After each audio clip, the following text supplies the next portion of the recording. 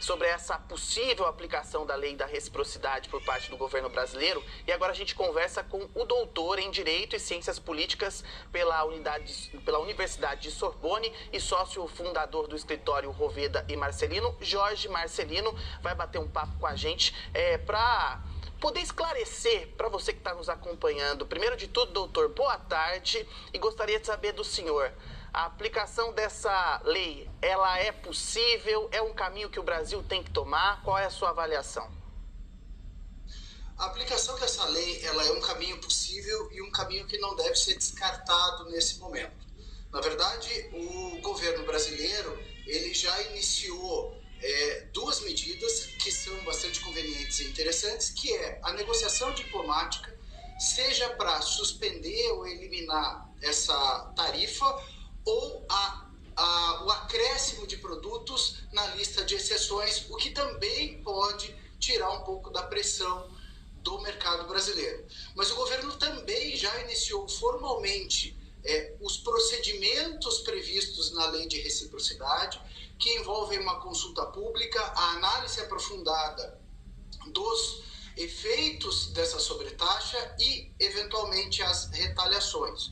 O que o governo não fez e está previsto na lei é realmente iniciar essas retaliações imediatamente. O processo foi iniciado dentro da lei de reciprocidade, mas não foram aplicadas medidas imediatas.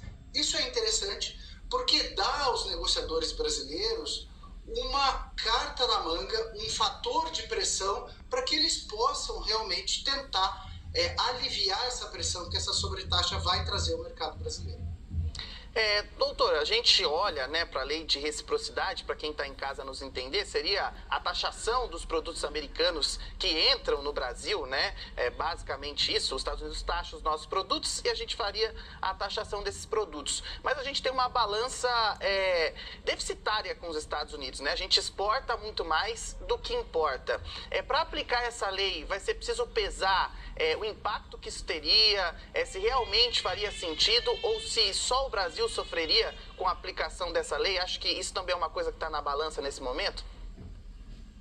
Eu acho que a aplicação das medidas previstas em lei precisam ser muito sopesadas. A sobretaxação é apenas um dos mecanismos previstos nessa lei. A gente tem ainda a permissão de suspensão de acordos internacionais e de acordos comerciais internacionais, inclusive de concessões. E, por último, ainda temos a suspensão de direitos de propriedade intelectual. Na minha visão, a aplicação de sobretaxas seria o efeito mais danoso do que a própria taxação americana, porque o Brasil, como você bem mencionou, importa muito mais do que exporta, e é importante a gente ter em conta o que o Brasil importa. O Brasil costuma importar insumos e bens de capital, ou seja, o Brasil importa aquilo que é necessário para ele produzir.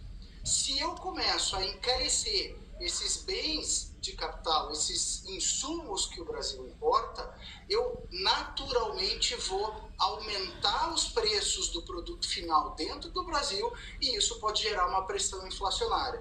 Então, essa reciprocidade, ela precisa ser muito bem sopesada.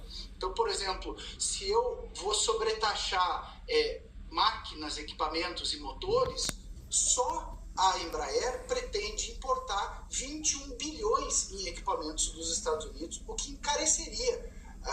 Se eu sobretaxar fertilizantes, o agro, que já é um setor endividado no Brasil, também pode se sobrecarregar ainda mais.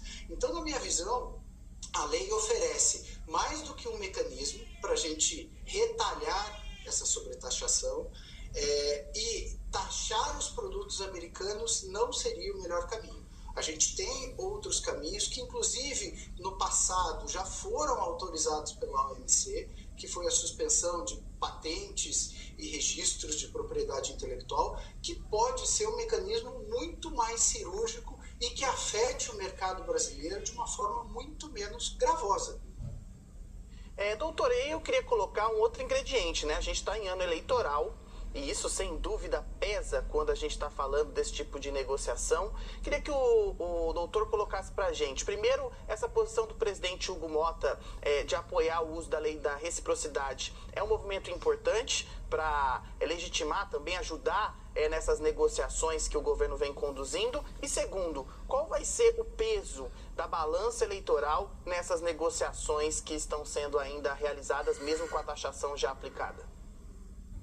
Olha, eu acho importante o posicionamento do presidente Hugo Motta, mas é importante também a gente ter em consideração que a lei de reciprocidade é aplicada pelo Poder Executivo e não pelo Poder Legislativo. Eu acho importante a gente ter o apoio dos outros poderes ao Executivo, as decisões e medidas que o Executivo escolher e impor, mas a decisão final da imposição ou não de contramedidas é do Poder Executivo. Com relação aos aspectos eleitorais, eu acho que sim, a gente acaba tendo um efeito aqui dentro do Brasil, até porque nós temos uma proximidade muito grande do candidato Flávio Bolsonaro ao presidente norte-americano, e isso pode ser interpretado ou pode ser conduzido como um prejuízo ao Estado brasileiro alinhado com um certo candidato. Mas o que eu vejo é que, ao contrário da primeira rodada de sobretaxações trazidas pelo Trump, essa, baseada na seção 301 da lei norte-americana, ela não tem uma motivação política, até porque nós temos mais de 80 países, neste momento, sendo prejudicados de forma direta ou indireta com essas sobretaxações. Então, ela não é uma medida dirigida ao Brasil, não é uma retaliação dirigida ao Brasil, isso é muito mais um posicionamento global do governo norte-americano do que algo dirigido à política brasileira. Falamos com Jorge Marcelino, doutor em Direito e Ciências Políticas. Muito obrigado, doutor, pela sua participação aqui na Band News TV. Obrigado, Thiago. Agora, 5 horas e 15 minutos.